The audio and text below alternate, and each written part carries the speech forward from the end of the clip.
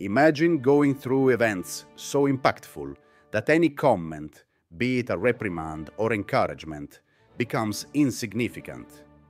This condition can be interpreted as harshness, although assumptions of wisdom also arise.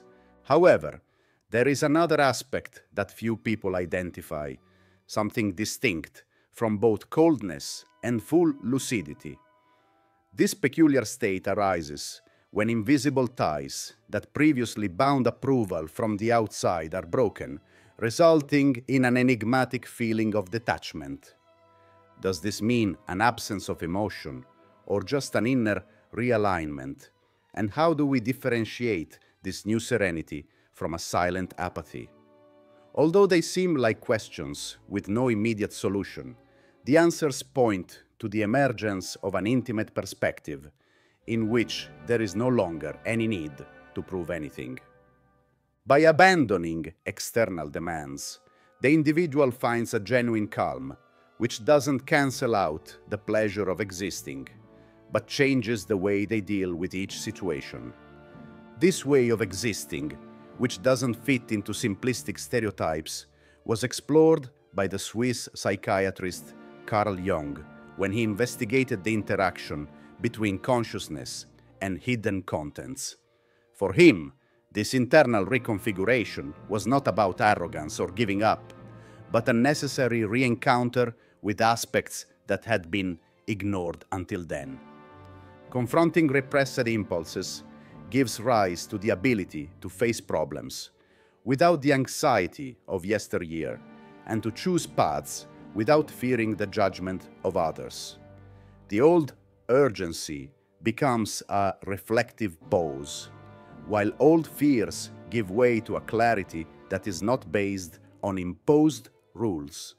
At this point, external opinions no longer guide decisions, as the individual begins to navigate life having freed themselves from unnecessary burdens.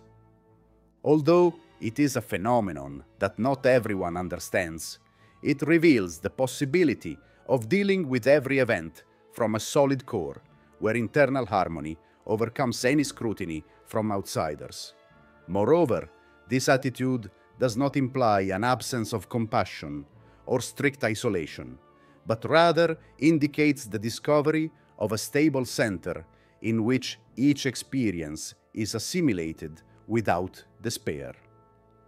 Thus, sensitivity remains alive, but free from the burden of unrealistic longings, configuring a stage of matured consciousness, although far from immune to everyday challenges. All this shows that this is a subtle and transformative movement, bringing new meanings to personal relationships, daily choices, and the very notion of identity. Some people go through such deep internal labyrinths that they return without the old need for approval. They don't arrive intact, but they rebuild themselves with the strength of someone who has been demanded to the extreme.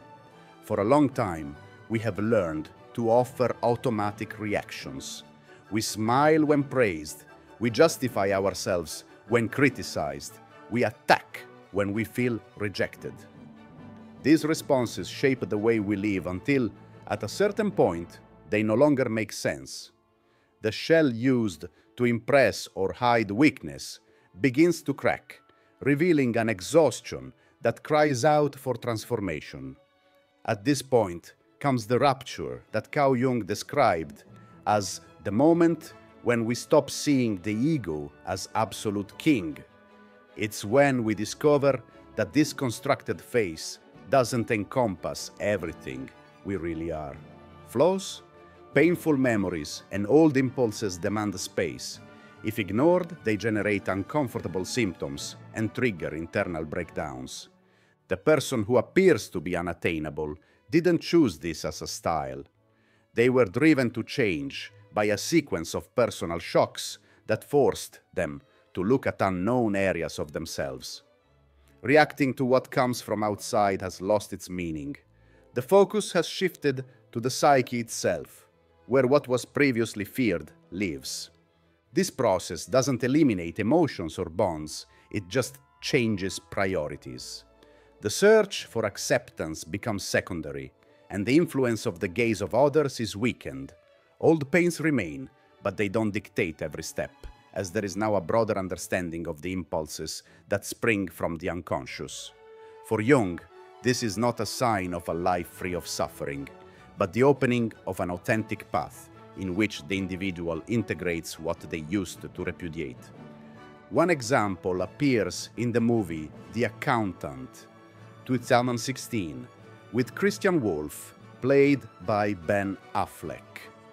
Autistic and an accountant for illicit groups, he shows an apparently impenetrable shell, the result of the difficult experiences he has faced. Pain and rejection, rather than erasing his humanity, have led him to devise a firm, unshakable moral code. His stance does not reveal insensitivity, but rather the synthesis of experiences that forced him to embrace who he really is, without concessions to external judgment. This path, although intense, suggests that true stability is born when we recognize the fragments hidden within. Some people discover a point of inner firmness that allows them to feel without bending, to love without dissolving. It's not an absence of emotion, but a way of acting that doesn't lose its essence in the face of external expectations. Before becoming a nun, Pema Chödrön experienced a devastating separation. Instead of escaping the suffering, she decided to face the whirlwind of thoughts by dedicating herself to the careful study of mental functioning. Emerging from this experience, she went on to show the world that pain can be acknowledged without dominating every decision. Her delicate but resolute posture conveys an impression of invulnerability that does not erase her compassion. Toni Morrison's protagonist Sula, on the other hand, refuses all the feminine conventions imposed by the community. People see her as a dangerous, maladjusted, or inhuman figure, but in reality, she simply refuses to accept the molds offered to her. The isolation that results from this doesn't represent punishment, but a reflexive choice, because she doesn't want to live up to external standards.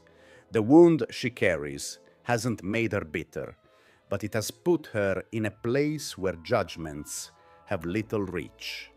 In each of these examples, there is one thing in common. They have all had to face failures, betrayals, or emotional breakdowns that have forced them to start over. Instead of trying to repair what already existed, they chose to inaugurate a new way of being. What many see as coldness may just be a willingness to no longer respond to empty stimuli. Those who follow this line don't seek applause, nor do they hide in arrogance. It's as if the noise outside is no longer a priority, because something more solid is settling inside. Carl Jung described this as a process of individuation, in which each person stops living out of fear of rejection and starts to value the encounter with previously ignored parts of themselves. From then on, adherence to social models loses importance as a sense of integrity prevails. This path doesn't eliminate difficulties, but it does reveal the possibility of existing without being a slave to looks or rules that don't speak to the true self. Individuation, according to Jung, requires a direct encounter with everything that has been swept under the carpet. This process can't be solved simply with catchphrases or superficial practices. It requires the courage to take a closer look at aspects that we usually deny: pride, resentment, vanity, hidden impulses, and fears.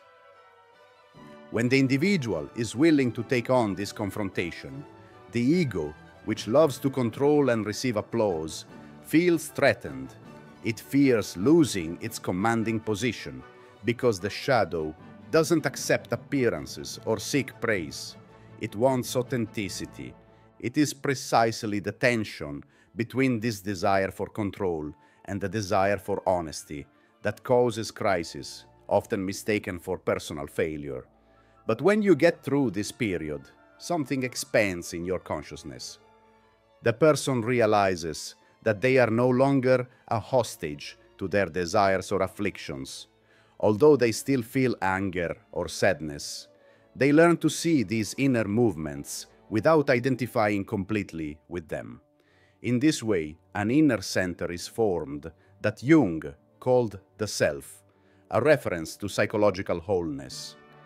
This self is not an idealized version of who we are, but rather the sum of everything that exists in the psyche, including previously repressed elements. When someone starts acting from this position, the way they respond to the world changes. There is no longer such a need to prove something or to seek recognition at every turn. Silence becomes as valuable as speech, and the external gaze no longer determines every step. To many observers, this sounds like arrogance, but in practice it represents the authenticity that opens up space for choices made responsibly. Nietzsche, whose vision influenced Jung, argued that human beings should become what they are, even if this meant destroying idols and breaking with inherited illusions. Simone Weil reminded us that sincere attention is the most genuine expression of love. Living like this, in a state of wholeness, alienates those who prefer emotional games and instant validation. Byung-Chul Han, in his reflections on the performance society, also addressed how constant exposure exhausts, while conscious withdrawal can bring lightness. However, this attitude tends to generate distance from superficial environments. After all, those who reach this level of perception are unwilling to put up appearances or sacrifice their integrity. Certain people decide to observe the whirlwind around them without following the implicit manual of conduct, which ends up sounding strange to those who are used to seeing immediate reactions and a constant search for attention. In this environment, marked by non-stop notifications, those who remain silent can be accused of coldness or arrogance. Often, it's just a precautionary move, a way of avoiding constant exposure and focusing on what really matters. This pattern appears in countless contexts. Pema Chödrön, for example, transformed a phase of deep sadness into a path of inner understanding. Living in a monastic community, she realized that pain can be embraced without canceling out the rest of the human experience. In the same way, literary characters, such as Sula by Toni Morrison, choose to break with social impositions, preferring a life in which the gaze of others does not define their attitudes. Another fundamental detail is the refusal to take part in games of infinite validation. The unattainable individual is not indifferent. He just realizes that applause or criticism should not be the central criterion for action. As Carl Jung pointed out, this step towards individuation takes place when the person stops responding to the fear of rejection. The transition involves facing instincts, insecurities, and even traces of vanity that were hidden. Byung-Chul Han emphasized how today's society values appearances and income, ignoring indispensable breaks. As a result, those who become more selective about their involvement tend to be labeled as detached. In fact, they have already understood that there is no problem in refusing empty projects, fruitless conversations, or obligations that add no real meaning. It's as if every choice is dictated by personal alignment, not by mass approval. Carl Jung believed that this state of wholeness is born by integrating what was previously rejected. The person doesn't become a statue or stop loving. They are just no longer willing to be guided by external voices. Simone Weil pointed out that genuine attention is the sincerest form of love, and those who reach this level of awareness show affection without having to bend to convention. Although some move away, the greatest gain is the peace of knowing that living doesn't have to be synonymous with constant representation. Often, the effort to maintain a serene attitude in the face of external events is interpreted as contempt or withdrawal. However, setting healthy boundaries doesn't mean cutting ties with the world. Instead, it represents the decision to take care of one's own inner space. Those who explore this perspective discover that saying no can be just as necessary as saying yes, especially when certain requests no longer resonate with what really makes sense.